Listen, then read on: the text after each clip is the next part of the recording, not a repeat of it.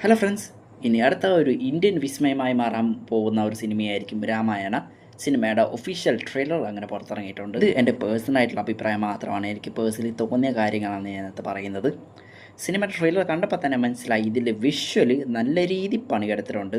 നമുക്ക് ഇതിന് മുന്നേ ഒരു അപ്ഡേറ്റ് ഞാൻ പറഞ്ഞിട്ടുണ്ടായിരുന്നു. നമിത് മൽഹോത്രയാണ് സിനിമ പ്രൊഡ്യൂസ് ചെയ്യുന്നത്. അങ്ങേര് ചെയ്തതൊക്കെയാണ് ഡ്യൂൺ, ആഗ്രി ബേർഡ്സ് പോലത്തെ സിനിമകളൊക്കെ. അപ്പോൾ ഗ്രാഫിക്സിൻ്റെ കാര്യത്തിൽ യാതൊരു വിട്ടുവീഴ്ചയുമില്ല. പിന്നെ ബഡ്ജറ്റ് ഏകദേശം രണ്ട് പാർട്ടായിട്ടാണ് സിനിമ വരാൻ പോകുന്നത്. രണ്ട് പാർട്ടിനും കൂടി ഏകദേശം 4000 കോടിക്ക് മേലെ ആവുമെന്നാണ് പറയുന്നത്. അതായത് ഫസ്റ്റ് പാർട്ടിൽ തന്നെ 2000 കോടിക്ക് മേലെ വരുന്നുണ്ട്. അപ്പോൾ രണ്ട് പാർട്ടിലുള്ള 4000 കോടിക്ക്. പിന്നീട് ഞാൻ ആലോചിച്ച സിനിമയുടെ ബ്രേക്ക് ഇവൻ്റ് ആണ്. ആദ്യത്തെ പാർട്ട് ബ്രേക്ക് ഇവൻ്റ് ക്രോസ് ചെയ്യാനൊക്കെ തന്നെ ഏകദേശം ഒരു 4000 കോടി വരും. അതായത് രണ്ട് സിനിമയുടെ ബഡ്ജറ്റ് ആദ്യത്തെ പാർട്ടിന് കിട്ടിയാൽ സിനിമയ്ക്ക് ഒരു ഹിറ്റ് സ്റ്റാറ്റസ് എങ്കിലും വരുത്തുള്ളൂ. ഈ സിനിമയുടെ ക്യാരക്ടറിലേക്ക് നോക്കുവാണെങ്കിൽ ലോകത്തിലെല്ലാവർക്കും അറിയാം രാമായണം കഥ എന്തുവാണെന്ന്, എങ്ങോട്ടാണ് പോക്കെന്നും. ഇനി ആൾക്കാർ പ്രതീക്ഷിച്ചിരിക്കുന്ന സിനിമയുടെ മേക്കിങ്ങും അതെങ്ങനെ ചെയ്തു എന്നാണ്. സിനിമയിൽ എല്ലാവരും തന്നെ നോക്കിയത് യാഷിൻ്റെ വില്ലൻ രാവൺ. ആ രാവൺ ക്യാരക്ടർ കാണാൻ വേണ്ടി മാത്രം ആൾക്കാർ സിനിമ കാണാൻ വരും. അത് 100% ഉറപ്പാണ്. പിന്നെ എവിടെയും നമ്മുടെ ഹനുമാനെ കണ്ടില്ലല്ലോ.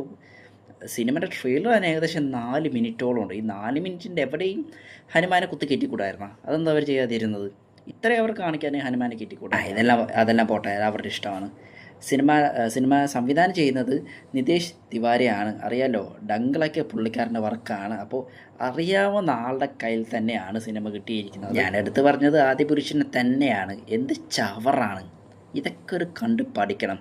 നല്ല രീതിയിൽ പൈസ മുടക്കിയാൽ നല്ല തന്നെ പൈസ കിട്ടും എന്ന കാര്യത്തിൽ നല്ല ഉറപ്പുണ്ട്. സിനിമയുടെ ബാക്ക്ഗ്രൗണ്ട് മ്യൂസിക് ആയിക്കോട്ടെ, സിനിമയുടെ വിഷ്വൽസൊക്കെ ആയിക്കോട്ടെ, സിനിമയുടെ സ്ക്രീൻ പ്ലേ എല്ലാം കീഴിലെന്ന് വെച്ചാൽ അങ്ങേറ്റമാണ്. അപ്പോൾ നിങ്ങളുടെ അഭിപ്രായം എന്താണ്? ജസ്റ്റ് ഒരു കമൻറ്റ് ബോക്സ് കമൻറ്റ് ചെയ്തേക്കുക. പിന്നെ സിനിമയുടെ ഡ്യൂറേഷനൊന്നും ഇതുവരെയും പുറത്ത് വന്നിട്ടില്ല. ഏകദേശം 3 മണിക്കൂർ കൂടുതൽ വരുവാണെങ്കിൽ, പിന്നെ സിനിമയിൽ 3Dയിലും കൂടിയാണെങ്കിൽ ഉറപ്പായിട്ടും തലവേദന വരും. ശരിക്കുള്ള തലവേദന പറഞ്ഞത്.